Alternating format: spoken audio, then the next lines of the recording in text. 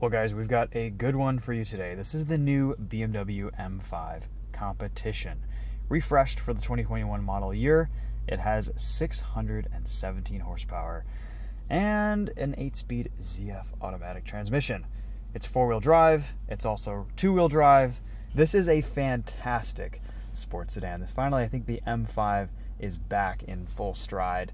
We'll give you guys some first impressions on what it's been like to drive this new M5 Competition this week. This is a $141,000 M5, though it only starts at around $104,000. With the competition package, that adds $7,600. So, you can get up there in price. Of course, everything is an option. This one's fully loaded. We'll put all the detailed options, specifications, packages in the description. We have carbon ceramic brakes. We have all the good bells and whistles. Most notably, we have this custom $5,000 color Voodoo Blue, which this is normally a pretty subtle looking car, but Voodoo Blue attracts a little bit more attention, and I like it. It looks good. This has always been the kind of ultimate sports sedan. It started it all back with the E28, and we're in a pretty good place these days. We've got a good amount of trunk space back here, a really long area. Maybe not as wide as I would like, but you've got to leave some room for those tires. You can have a little bit of a pass-through through the middle, and you can fold the seats down, which is nice. Carry some larger items in the back. Look at these new 3D taillights. They're super bright, especially under braking. I think they look pretty sharp. You've got a rear diffuser, blacked out exhaust tips. This is a really gorgeous sedan. I love that they haven't messed around with the grille, done anything too weird. Look at this, BMW. You can make a nice big grille and still have it proportional to the rest of the car. Such a good looking M5. I think this is probably one of the best M5s I've driven in a long time. I was a little bit disappointed with the F10 generation, and this really delivers. Let's have a look under the hood. This is the 4.4 liter V8,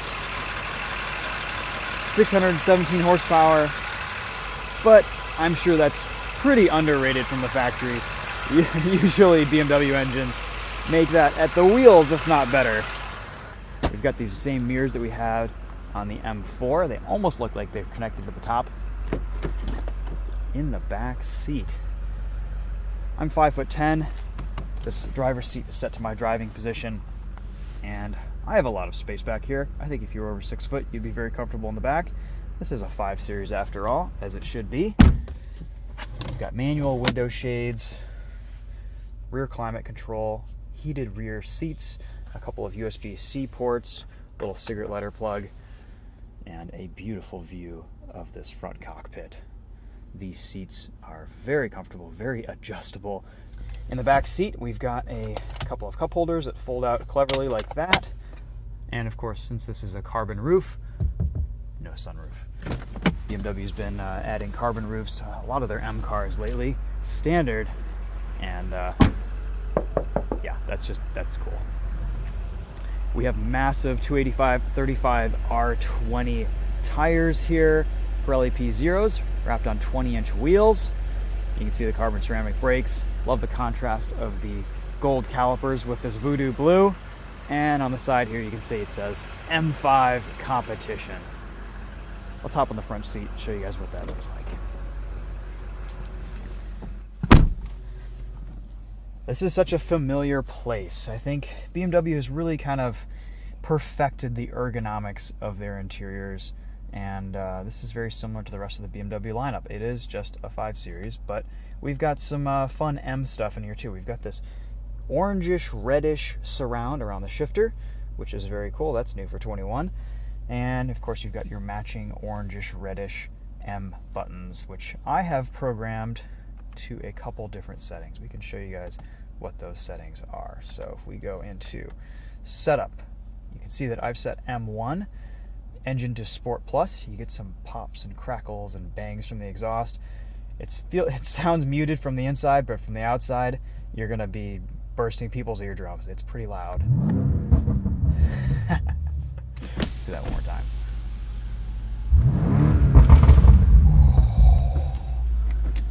Yeah. Chassis is set to sport. Get a little bit of a nice mid-ground there between comfort, which can be a little bit soft, and sport plus, which can be a little bit too stiff for some street driving. Steering's in sport, though I'm probably going to change that to comfort, and X drive is set to four-wheel drive sport, which is a more rear-biased four-wheel drive system. You can save your M modes if you want to change them around just by holding the button. If you turn traction completely off, you can go in and engage two-wheel drive if you want. That's just, this thing turns into a drift missile in two-wheel drive. We did a previous video on this exact same M5 where we took it out to skid pad, tested it around in two-wheel drive, and it's very slidey, and it shredded the tires in a few minutes. That was kind of my bad. I didn't really warm up the tires beforehand. A note, in the future, if you're going to be doing drifts on a skid pad in an M5 or pretty much anything with these Pirelli P0s, warm them up first so that the internal temperatures and the external temperatures don't cause the tires to delaminate. We also have a couple different gauge cluster options. There is this M display, so you can engage that whenever you want, and then when you press track and you hold it and you activate it, the infotainment will turn off. It'll show you all of your relevant information here in the fully digital gauge cluster, and all of your intelligent safety systems, they're all deactivated. It's ready for racetrack duty, which I think is kind of cool. Just a press of a button, you can engage a great track mode. BMW has figured out what needs to be eliminated. Let's go back into the road M mode gauge cluster, which I actually kind of prefer. It's interesting. We just had the Audi RS6 Avant a couple weeks ago, and Audi's sport gauge cluster and BMW sport gauge cluster are very similar. It'll be fun to compare this M5 to the RS6. I haven't driven an E63S. However, a lot of AMGs drive very similarly, and I think this BMW M5 kind of sits somewhere nicely in the middle. The Audi R6 was a bit soft, not as hardcore. It was very sharp, but of course the AMGs are really knife edge machines that have a lot of capability, but they're a little bit more raw and a little bit more engaging. And I think this M5 kind of splits the difference between those two spectrums of the Audi RS and the AMG stuff. So let's take this thing for a drive, see where we stand on the road. We're going to put our gauge cluster back in street, and let's go have a little bit of fun in this thing. We've got M stitching on the seat belts, a heated steering wheel here in the middle. We've got some digital climate controls down here, wireless phone charger, a couple of small cup holders, you know, all the things you would expect. Oh, and an exhaust button to make that louder or quieter if you so desire.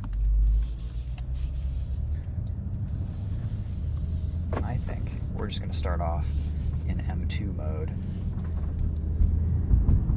I've got a nice low driving position. However, the steering wheel doesn't quite lower as much as I would like it to. This is kind of the extent of how far down it goes.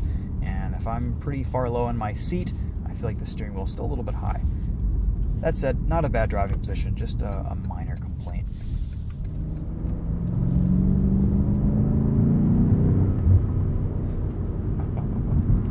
There is so much power here, you guys. You really have to... This is an exercise in self-control.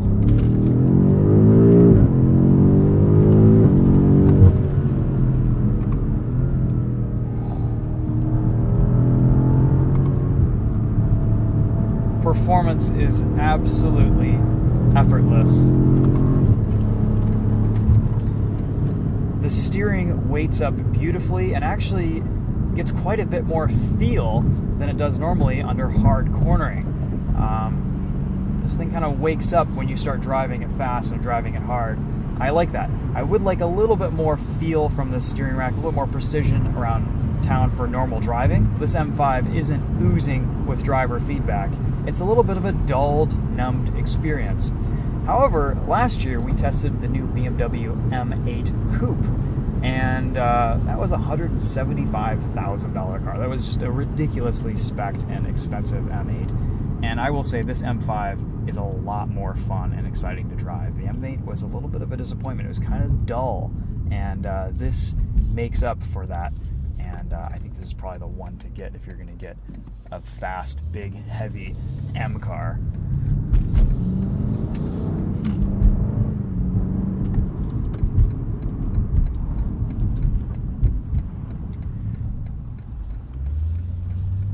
The four-wheel drive system here is incredibly capable. The performance is almost unbelievable sometimes. Definitely something that you want to explore on track. This is one of those cars that if you're just enjoying this on the street, you're never going to get even close to appreciating what it can do and how it reacts and handles.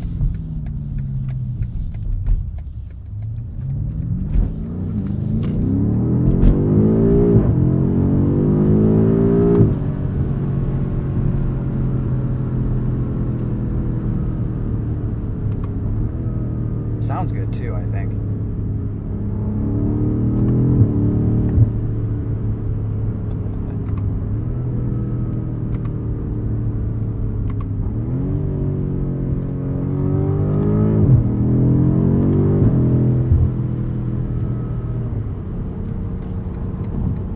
The CF8 speed is very good in how it responds. It's tuned beautifully. You can use the paddle shifters with joy and they'll respond according to your inputs. And then you just press an M button and you're back into a full comfort mode and everything is right with the world.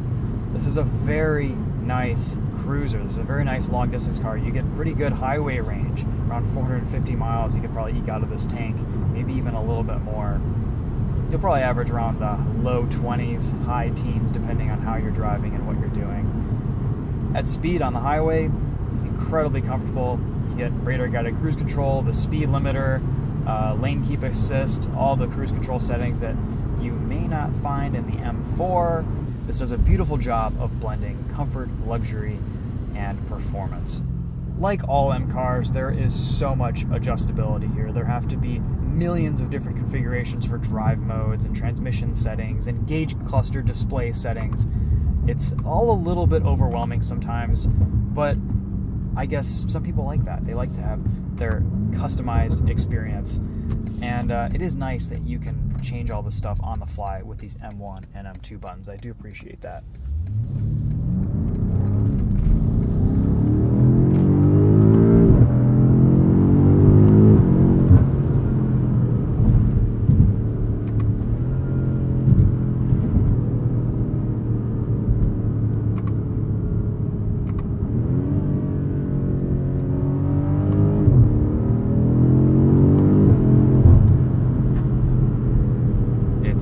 So freaking fast.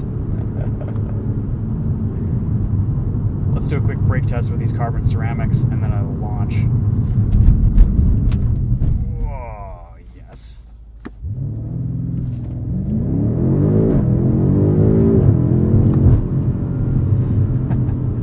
Under 3 seconds to 60 miles per hour. That wasn't even engaging launch control. I'm not really going to bother with all the settings and things that it takes to do that. You can just brake, torque, and go, and it'll kind of mush your brain into the back of your skull. You get all the sensations of any supercar in this M5, which is just incredible.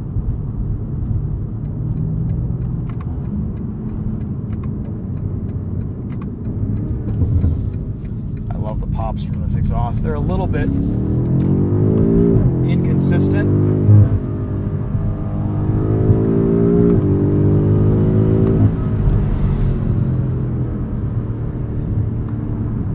Shocking performance from this M5. Really, I mean, I don't know.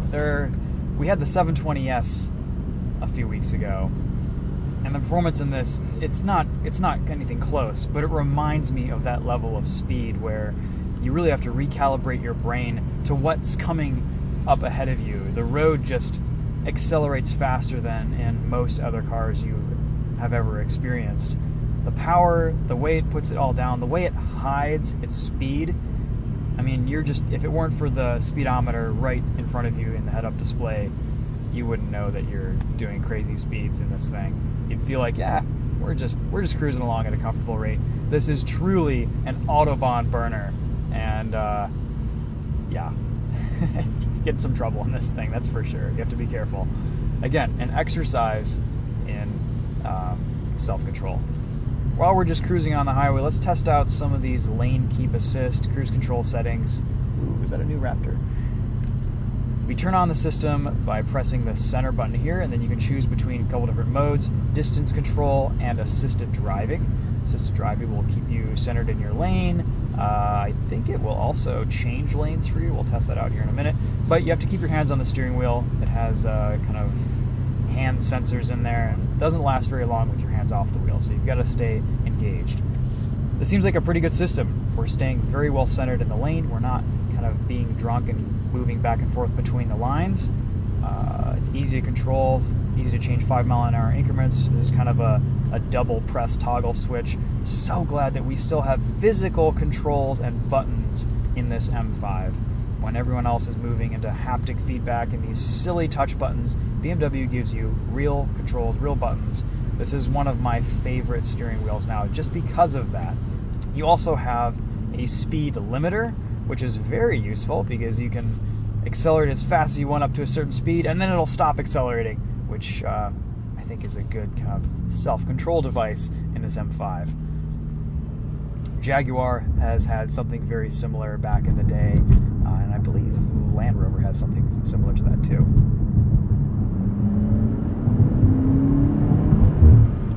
The power from this 4.4 liter V8 builds so progressively. There's just a wave of torque, and then that wave just keeps building and building and building, and you ride it out, and every single gear feels like warp speed. These carbon ceramic brakes are very responsive. They have a lot of bite. You can definitely slam some passengers' heads forward without really paying attention too much. Sometimes you have to kind of, you have to be a little bit careful with your brake inputs. Pretty typical with carbon ceramics.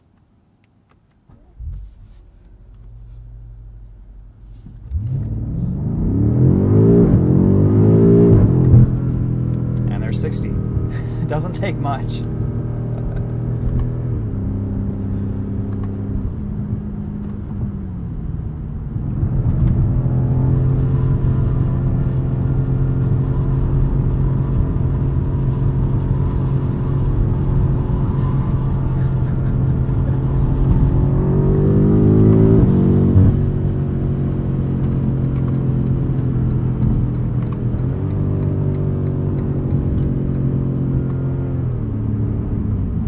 Ridiculous cornering performance. Just effortless. I love it. You get a good amount of feel through the chassis. You can hear the tires squealing away.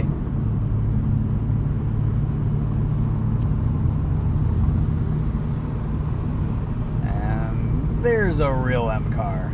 Oh, that's beautiful.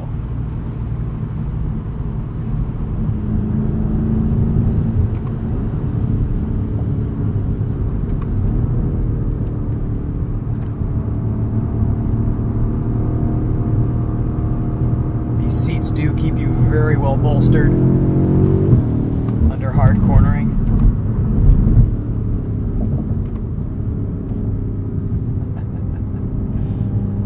And yeah, every time I come into a braking zone, I thank BMW for these carbon ceramics.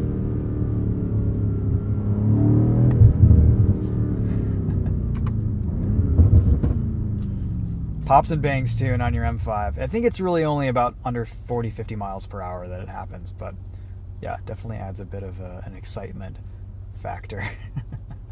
We'll go under this bridge here, and the pops and bangs get super loud. There we go. That was a loud one. I will say one thing, I think this ZF 8-speed suits the M5 a little bit better than in the M4. I really preferred the DCT and the previous generation M4 to the ZF 8-speed and the new M4. But this really suits this car. It's a little bit slower, it's a little bit, not lazier, but it kind of smooths out the power in this car. And with such ferocious torque and ferocious horsepower, you kind of want that a little bit. And this is, you know, this is a comfortable, big brute of a sedan, and having a dual clutch in here might make it a little bit too sharp, a little bit too rough.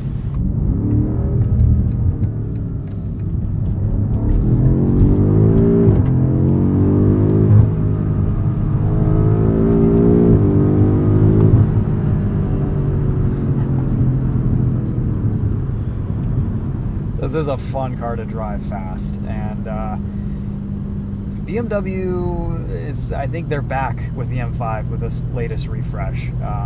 Between this and the CS, you can kind of pick your flavor. It's, like I said at the beginning of the video, it's a nice middle child between the AMG fire-breathing, loud, snorting option that's maybe a little bit stiffer and not as luxurious, and the Audi, which is maybe a little bit too muted and too subdued. This is also considerably lighter. This is only around 4,400 pounds, which is not light, but the Audi was 5,000 pounds. So, something to be said about that. They've really got this car well dialed in. I think if you want a little bit more driving engagement, a little bit more character, the M5 CS is probably going to be the car for you.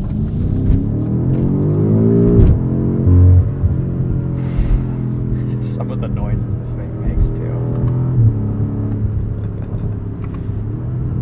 This has been a really fun car to drive this week. Very impressive car. Every time you get in it, you're shocked at the performance that it can deliver and put down. On the street, it's a fun car to drive. It's very comfortable. It's very luxurious. There's a great amount of tech here. BMW's done a pretty good job implementing it and making it usable as iDrive can be. There's a lot going on. There's so many settings. There's so many driver controls. You can really customize this car to your preferences, or you can just spend your entire ownership trying to get it right and fiddling around with all the settings. So, those are my thoughts on the new M5. Wicked fast, wicked comfortable, hides its speed beautifully, but could maybe use just a little bit more feedback and driver tactility, but we'll see what the CS is like. I think that'll probably deliver where this maybe falls a little bit short. Let's walk you around this new M5 one more time, and then we'll go in and do a Bowers & Wilkins sound system test. That's a nice little optional extra on this M5, and we'll see what that's like. I do like the way this shifter operates. Even though it's an electronic shifter, it kind of feels like you've done something when you put it into reverse or put it into gear. 360 cam, not the highest resolution setup in the world, but it gets the job done. You can see what you need to. I think in a less overstated color than Voodoo Blue, this would be a pretty subtle looking sedan. People wouldn't really know what it is, and I like that. It didn't have the M5 badge on it and the 4 exhaust tips. See this thing fly by, and just another BMW. Love the design on this. I hope they don't ruin the M5 design someday with another update. This is such a good looking car, and yeah, I've really been scratching my head on BMW designs lately.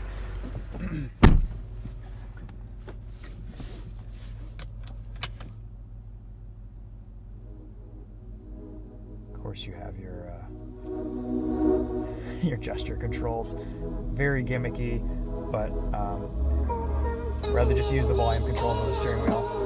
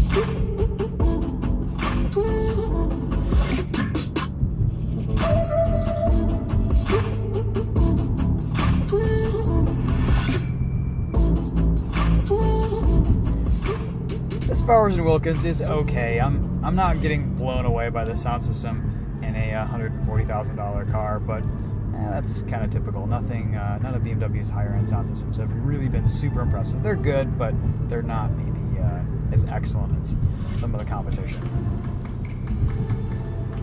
Alright, that's all I have for this video. Thanks for watching. We'll see you guys in the next one. Stay tuned on Windy Road Magazine channel and Daily Motor. We've got some more videos on this M5 that have already been posted. Kind of late to the game on this one, but that was my own doing with the whole tire shredding situations. Lesson learned. Thanks for watching, guys. We'll see you in the next one. Take care.